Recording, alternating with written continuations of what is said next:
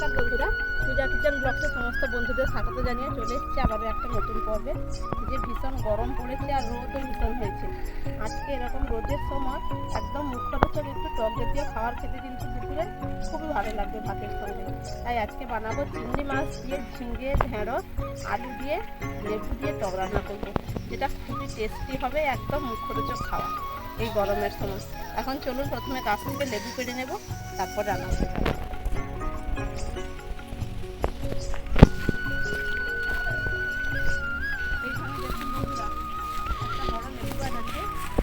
প্রচুর লেবু হয়েছে, দেখুন লেবু একদম গাছে ভর্তি হয়ে গেছে। আমি এইখান থেকে লেবু পারবো। গাছটায় কত লেবু দেখেছেন? আমি এইখানে নিচ থেকে লেবু নেব। ডালে কত লেবু দেখুন, এই যে একদম মাটিতে একদম নিচে লেগে গেছে। আমি এইখান থেকে লেবু নিয়ে যাব, দুটো লেবু নিয়ে যাচ্ছি। চিংড়ি মাছ যেহেতু একটু বেশি টক খায়, চিংড়ি মাছ একটু বেশি পরিমাণে টক খায়, তাই দুটো লেবু নিলাম। হয়তো দুটো পুরোটাও না লাগবে, মানে লাগতেও পারে নাও লাগতে পারে, সবজি দেখেই দেবো। চলুন রান্নাঘরে যাব।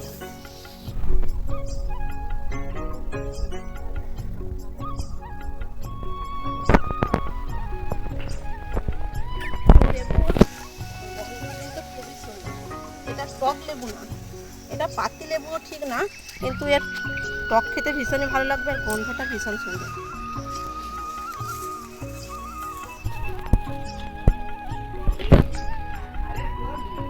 এই যে দেখুন বন্ধুরা, এখানে ছোট সাইজেরও চিংড়ি আছে, এই যে বড় সাইজেরও বেশ কয়েকটা চিংড়ি আছে। সব চিংড়ি মাছগুলো বেছে নিচ্ছি।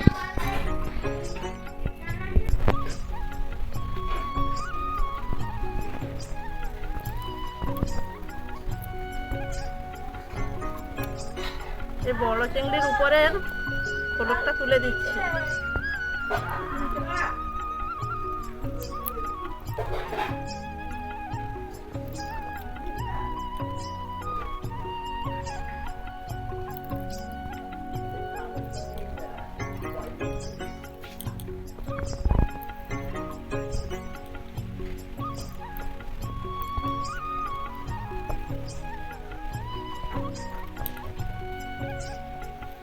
বন্ধুরা প্লিজ প্রথম থেকে শেষ পর্যন্ত দেখবেন, আশা করি আপনাদেরও ভালো লাগবে। প্রত্যেক বন্ধুর কাছে একটাই অনুরোধ, আপনারা প্লিজ চ্যানেলটি সাবস্ক্রাইব করুন, পাশে থাকুন, কমেন্ট করে জানাবেন কেমন লাগছে আপনাদের। অবশ্যই লাইক করবেন, তাহলে খুবই আনন্দ লাগবে, আর ভিডিও করার একটা উৎসাহ খুব ভালো হয়। মাছটা ধুয়ে নিয়ে চলে এসেছি, চিংড়ি মাছ। এবার সবজিটা দেখে নেব। এখানে নিয়ে নিয়েছি একটা বড় সাইজের ঝিঙে, এই যে দেখুন, ঢেঁড়স আর দুটো আলু।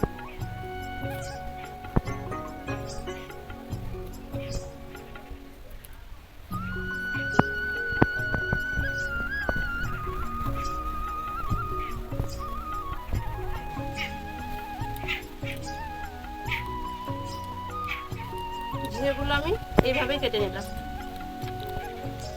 একদম নরম ঝিঙে।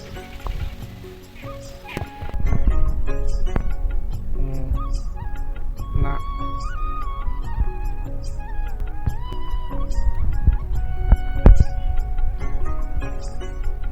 এরকম একটু বড় করে,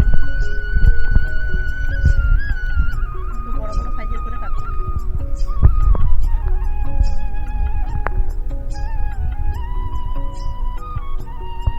আলুগুলো একটু মোটা সাইজের করবো, দুটোই গোল গোল করে কাটবো। সবজি কাটা কমপ্লিট হয়ে গেছে, এবার মশলাটা বেটে নেব। এই টকের জন্য লাগবে সর্ষে বাটা। আমি এখানে সর্ষে নিয়ে নিলাম। আমি বেশ কয়েকটা শুকনো লঙ্কা জলের মধ্যে আগে থাকতে ভিজিয়ে রেখেছিলাম, বাটতে সুবিধা হবে। এখানে আমি গুঁড়ো লঙ্কা ব্যবহার করব না, তাই শুকনো লঙ্কা আর সর্ষে একসঙ্গেই বেটে নেব।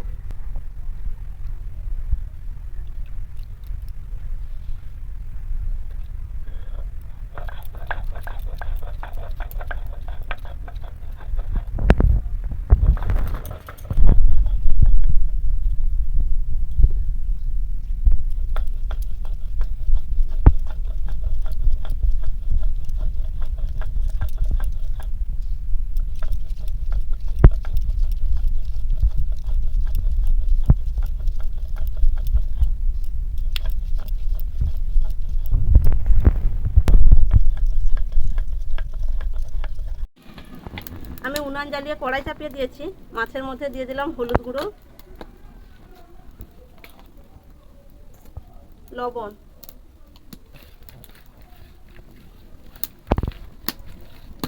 কড়াইতে দিয়ে দেবো তেল, সরিষার তেল।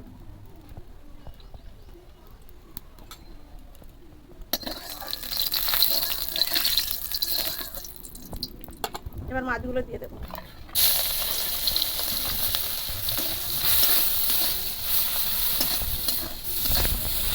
চিংড়ি মাছগুলো ভাজা হয়ে গেছে, এবার তুলে নিচ্ছি। আমি এখানে টকের জন্য খুব বেশি চিংড়ি মাছ কিন্তু দিইনি। জন্য কড়াইতে দিয়ে দেবো আবারও সরিষার তেল। ফোড়নের জন্য দিয়ে দেবো 5 ফোড়ন।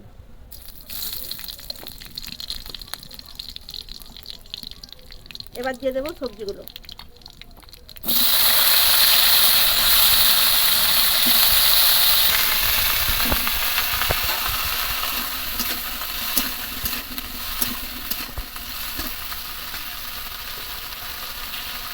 লবণ,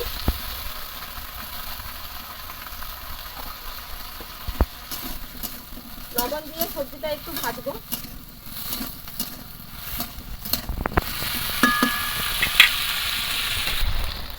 আমি লবণ দিয়ে একটু ভালো করে ভেজে নিয়েছি। এবার দিয়ে দেবো হলুদ গুঁড়ো।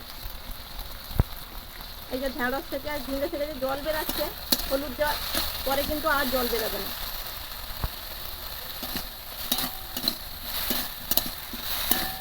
হলুদ দেওয়ার পরেও আমি কিছুক্ষণ ভেজে নিলাম। এবার দেখুন একদম জলটা শুকিয়ে গেছে।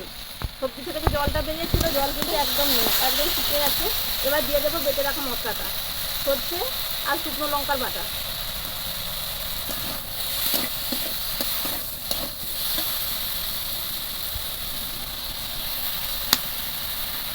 এবার এটা একটু কষিয়ে নেব। সরষে আর শুকনো লঙ্কার বাটা দিয়েও কষিয়ে নিয়েছি। এবার দিয়ে দেবো জল।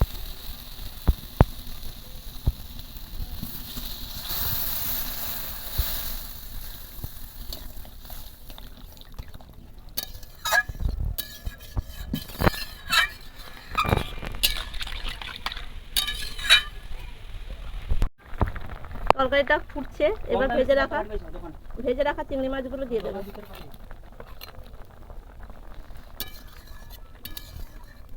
এখনো কিন্তু লেবু কাটিনি। এবারে আমি লেবুটা কাটবো।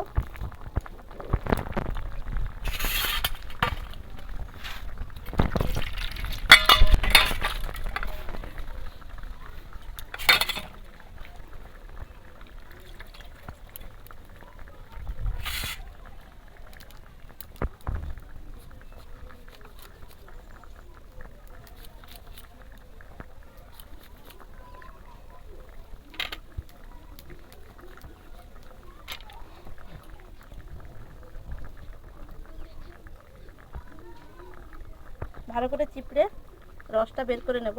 বীজগুলো সব ফেলে দিতে হবে। তরকারিতে যদি বীজ পড়ে যায় তাহলে পুরো তেতো হয়ে যাবে তরকারি।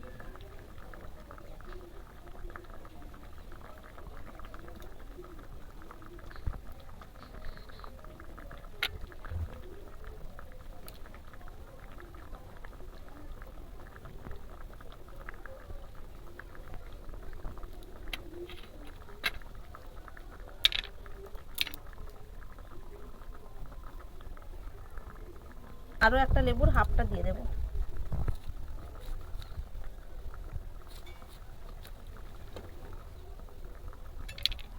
লেবুটা কিন্তু তরকারিটা হয়ে যাওয়ার পরেই দিতে হবে, নামানোর একটু আগে দিতে হবে। লেবু দেওয়ার পরে যদি বেশিক্ষণ তরকারিটা ফোটানো হয় কিন্তু আলাদা একদম টেস্ট ভালো হবে না, তেতো তেতো লাগবে ও খেতে।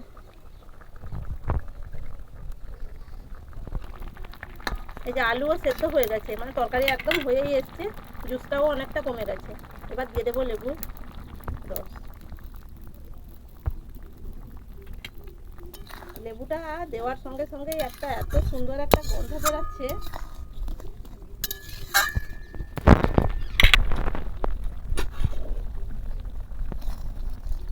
সব একদম পুরো পারফেক্ট একদম, আর কিন্তু লেবুও লাগবে না। আমি লেবু দেওয়ার পরে মাত্র আর একটা ফুল দিয়ে নিয়েছি তরকারিতে। এবার নামিয়ে দেবো।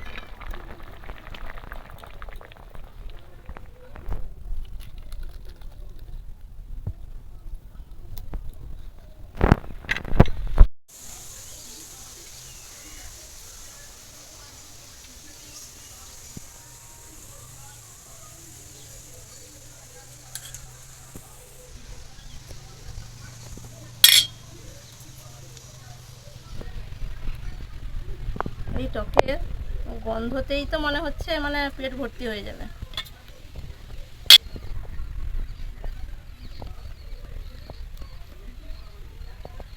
ভাতটা পুরো গরম।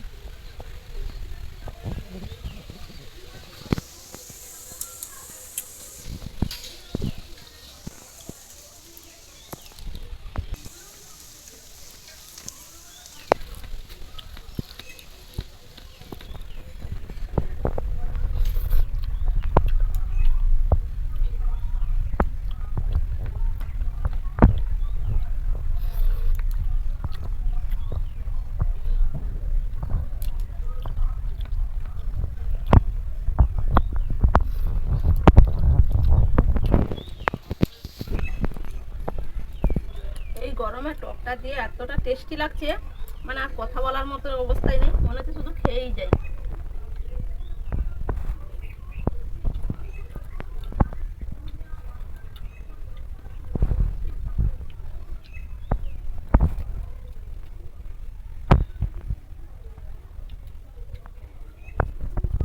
সবজিগুলোর মধ্যেও খুব সুন্দর করে টকটা ঢুকেছে, ভালোই লাগছে খেতে।